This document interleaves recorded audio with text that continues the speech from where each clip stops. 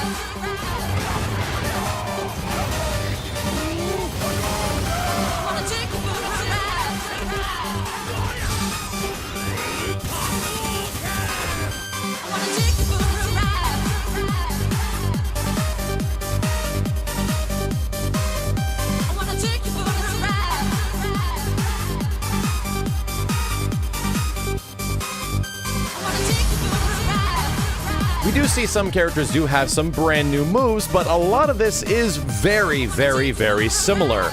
Iron Man, for example, does have a couple of specials that don't resemble anything in Ultimate Marvel 3, so there is a good example of characters getting some new touches on top of other things, but many of these animations and the character rigs are very similar, almost taken directly from Marvel vs. Capcom 3. Is this a bad thing?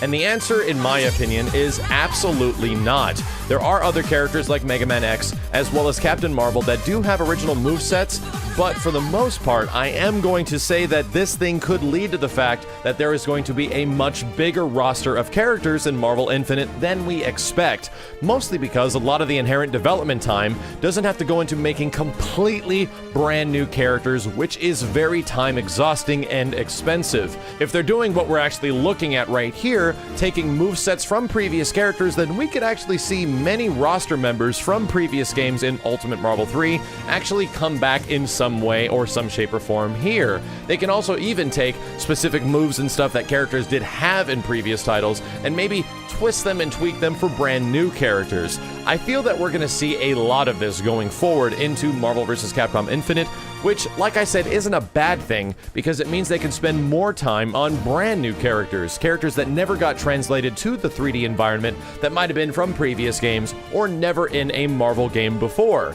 The next gameplay trailers or trailers in general that show up for Marvel Infinite are going to be telling of this kind of situation. I have a very high probability that Chun-Li is going to be the next character we will see, considering the fact that Captain America and Morrigan were the last ones to get revealed, and they were the most obvious characters that were going to show up in a Marvel vs. Capcom game, so we will have to do a comparison of future characters to see what exact direction they are going. But with this comparison and future comparisons down the line, if it is looking similar, it means we could have a very big roster going forward when this game does come to its launch. I'm going to make a very early guesstimate right now, but I'm going to say that there's a good chance that there could be between 30 to 36 characters at the launch of Marvel Infinite, just based on this alone. How many of those are going to be original brand new characters or characters returning from similar movesets to previous games?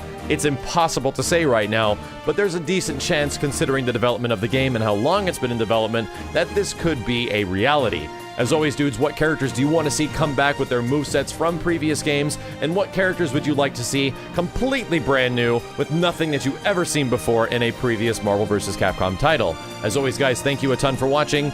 I appreciate your subscription if you want updates on Marvel vs. Capcom Infinite, considering this is my #1 most anticipated fighting game out there right now, and I'll be back with more information as soon as possible. My name is Max, and I'll see you guys next time.